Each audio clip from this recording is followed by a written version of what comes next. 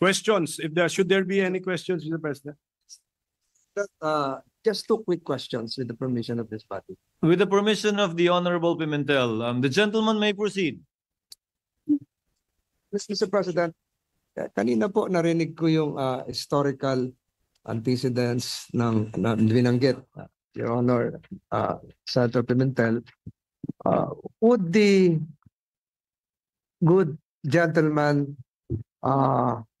agree that the reason why the position of constitutionalists, textualists for that matter, on this issue is that the Constitution is silent as to the word carry over, crossover, continue. Meron po ba nakalagay sa Constitution, sa Saligang Batas ng Pilipinas, 1935, 1973, 1987 na carry over?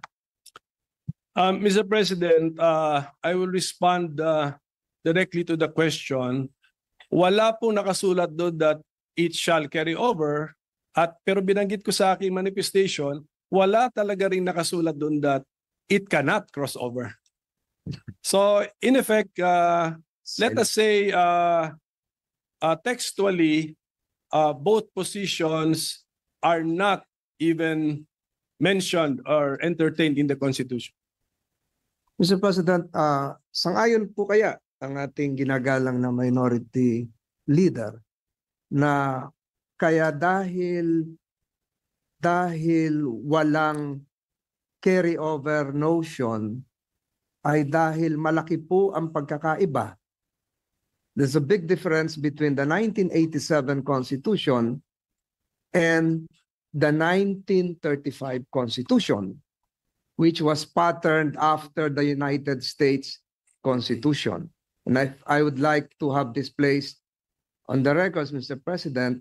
Sa US Constitution, 100 po ang senador at nag-i-eleksyon po every 2 years ng 33 senators.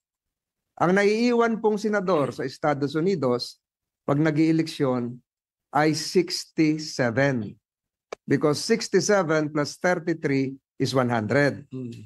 67 is sufficient to comply with the provision of the US Constitution to convict in an impeachment case. Dahil 2/3 po yun ay 66. May sobra pang isa. Sa atin pong saligang batas noong 1935, kung inyo pong susuriin, ang atin pong senador na bumubuo rin ng impeachment court ay 24. Subalit, Mr. President, in the 1935 Constitution, ang eleksyon po natin ay 8, 8, 8. Tuwing mag-i-eleksyon ng senador, ang i-elect na senador kasama sa mga kongresista ay 8 senador lamang. Ang may iwan po ay 16. And 16 is 2/3. Enough to have a quorum as well as to convict or to acquit. In our present constitutional scheme, 1987 Constitution, we also have 24 senators, but we conduct elections every 3 years for 12 senators. Meaning to say, Mr. President, yung may iwang kalahati na 12 is not sufficient to constitute a quorum, dahil 12, dapat 13, much more convict. Because to convict, you need 16 senators, Mr. President.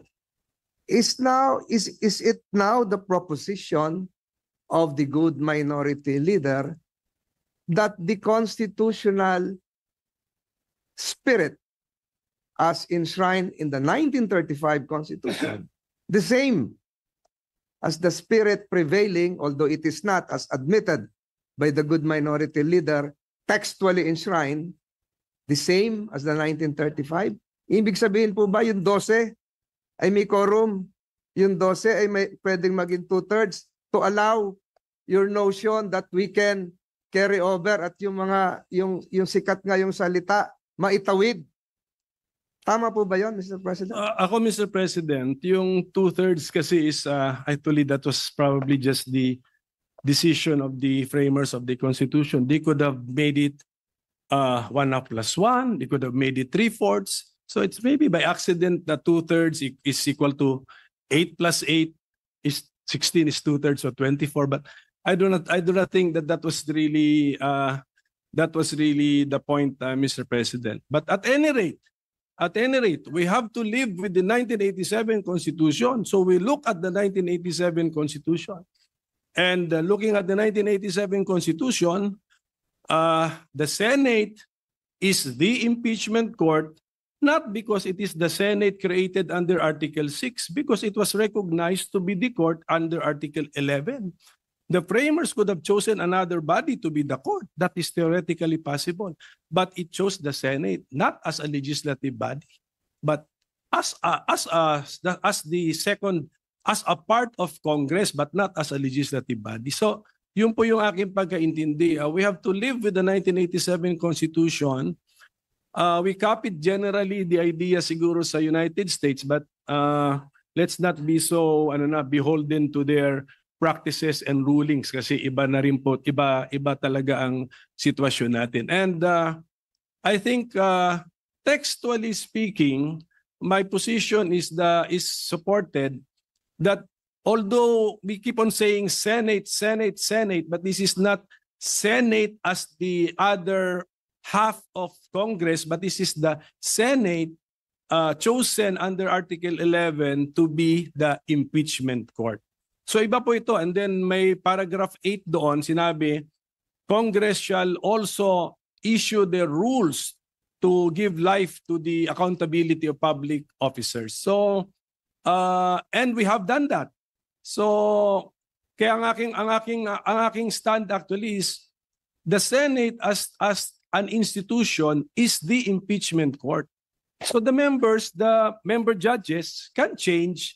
But just like as a division of the Supreme Court, division of the Sandigan Bayan and the CA, if they change their members, yung docket nila or caseload nila, tuloy pa rin. They have to decide the cases and bring the cases to their logical conclusion.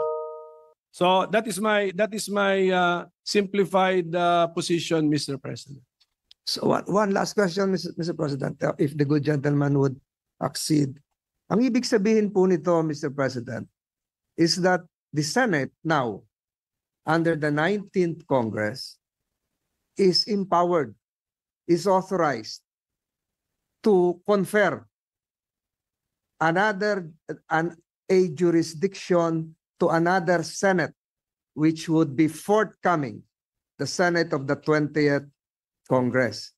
So, allowed po ba tayo under the Constitution to transfer pending business, or should it follow likewise, using your logic, the traditional norm of having it refiled and reset starting from zero? Similar to the bills. Yes, yun na nga.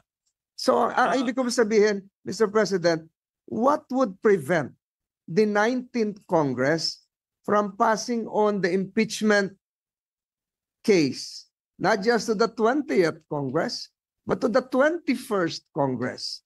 And I implore the good minority leader that all the provisions mentioned a while ago, which are correct, should likewise be read together with the constitutional provision that there should be only one impeachment case filed per year against the same respondent, Mr. President. Alam nyo ba, Mr. President, na yung rule na yung legislative workload natin ay magre-reset pag may bagong kongreso? Alam nyo ba na wala sa Constitution yun? Nasa rules natin yun. Ang rules natin, promulgated natin because of the power given to us by the Constitution. But the Constitution does not specify that. Actually, we could have written na yung pumasa na ng third reading, itrato natin na third reading na rin. We could do that, but we did not do it.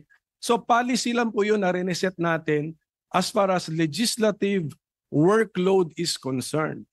Pagdating naman sa impeachment judicial workload of the Senate as an impeachment court, I propose or I give the interpretation that the caseload remains. Ang nagbago lang are the member judges, just like I think we can easily envision sa Supreme Court, nagbabago, divisions ng CA, divisions ng Sandigan Bayan, but the caseload remains. So I think we can mentally separate the two kasi Article 6 yung legislative workload, Article 11 yung impeachment workload. So that would be my response, Mr. President. But Mr. President, would not that prevent the other part of the two-step process because filed by the lower house, prosecutors, received by the Senate, the trial jurors, the trial judges, would not that prevent the other part of the two-leg process from initiating another complaint because there is now a case pending which you say should be continuing?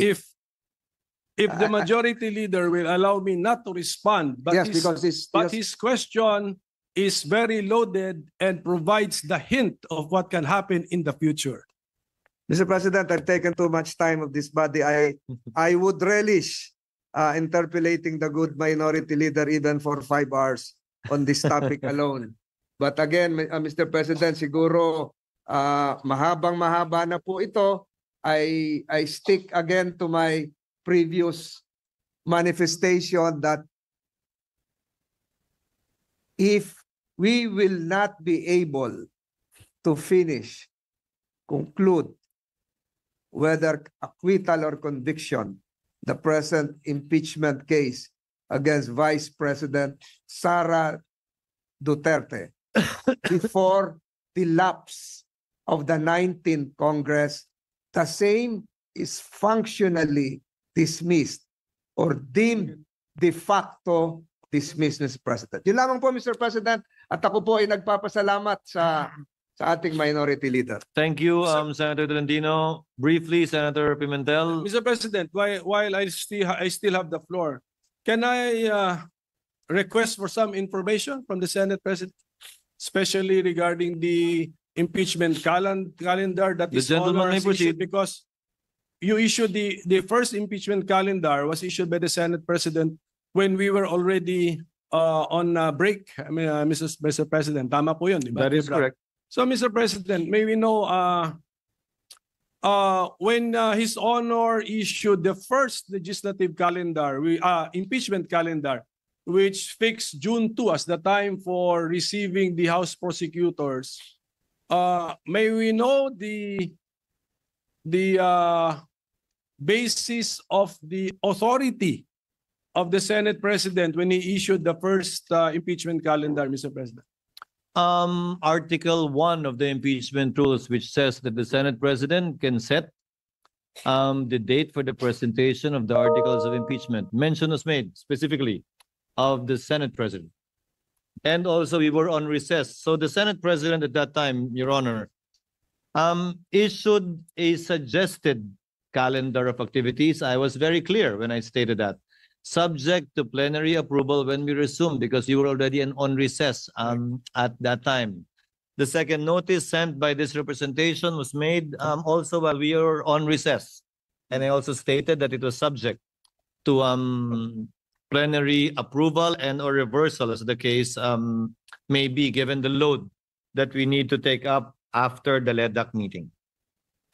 So, yes, Mr. President, I noticed that no one from the majority was complaining about the original or initial impeachment calendar issued by the Senate President. So we were all looking forward to the date where there should be some action on the impeachment, which is Yes. June 2. Supposedly, yes. Yes, supposed to be. Kaninang 4 o'clock yung the prosecutors from the House of Representatives should have appeared before us to read the articles of impeachment. But then this was changed. So from June 2, changed by the Senate President also. Now June 11. it's June 11 at 4 p.m. So if the authority used to issue the original calendar was based on the fact that we were on break, now that we are not on break, could not have the Senate President waited for 3 p.m. and then we discussed moving the June 2 4 p.m. to June 11 4 p.m.? Because, Your Honor, notice had to be given to the House with respect to the proposed change in schedule. And we could not decide on moving it after the House members are already here in the Senate. That was the reason behind it. That was His Honor's judgment call, Mr. President. Yes, Mr. President. Yes, Your Honor.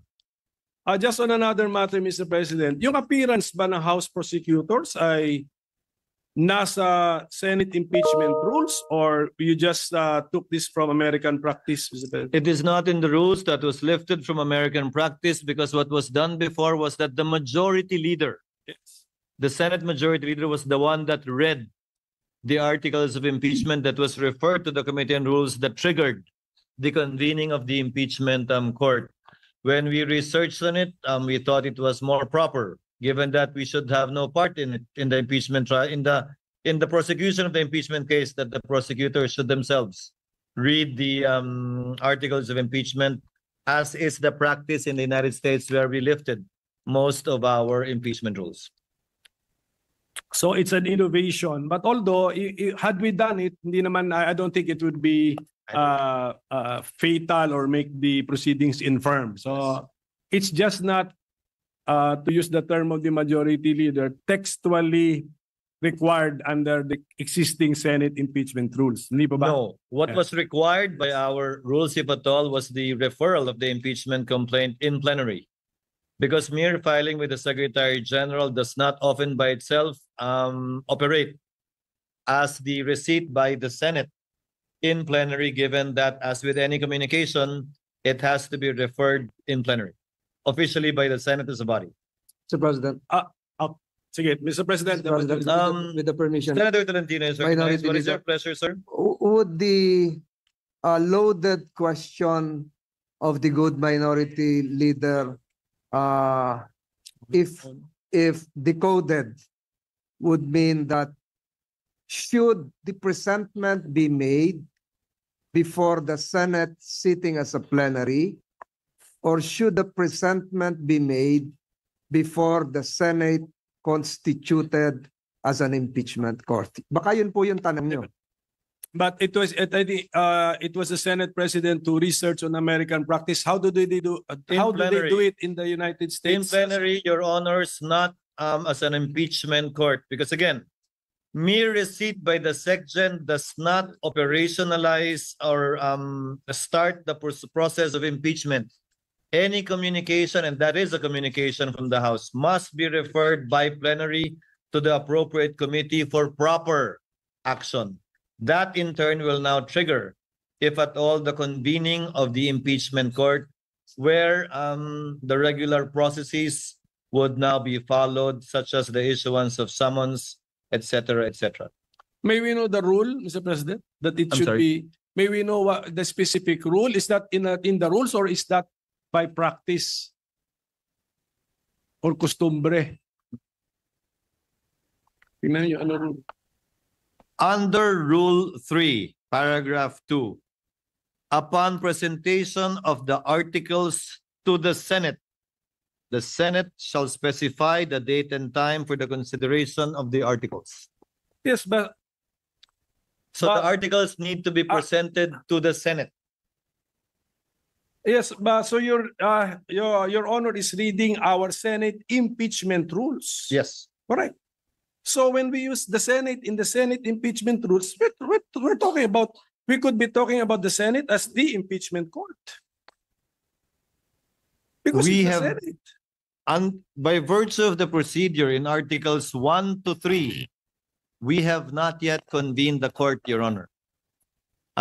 For example, succeeding rules in our impeachment rules 4 onwards would pertain to the Senate already as an impeachment court because that is already the trial proper beginning with the issuance of summons. Mr. President, the second sentence already contradicts His Honor because it says, second sentence of that second paragraph of Rule 3, unless the Senate provides otherwise, it shall continue in session from day to day.